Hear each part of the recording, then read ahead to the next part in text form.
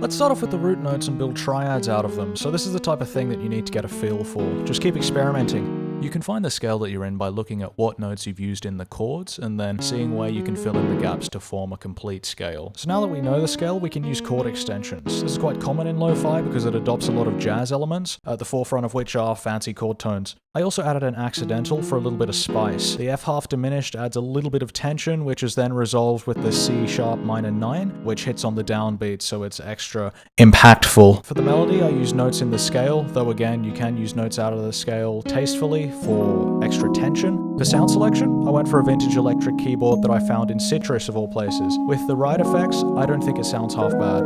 Get a subby kick and duck all melodic elements when the kick hits. Get a sub bass and follow the root notes. You want a hi-hat or perk playing 8th notes. I mess with the velocity so that it has more emphasis on every beat. FL Studio has a knob which shifts notes slightly off beat. It gives it a more organic feel, which is more low fidelity, more lo-fi. Don't overdo it though, because it'll sound whack.